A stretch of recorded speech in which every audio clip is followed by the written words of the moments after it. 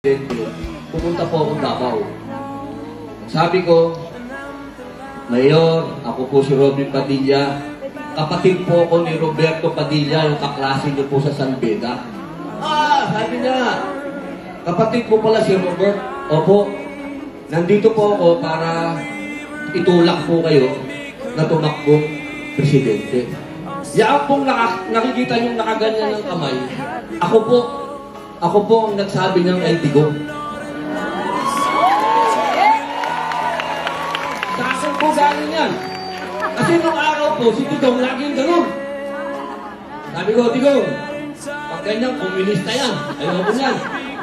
Kailangan ganyan po tayo. Kaya magmula po nun, naging ganyan. Kaya ako po ang author niyan. Kaya nung hinihingi ko po yung isang bandera, sabi ko, pengin yung isang bandera green.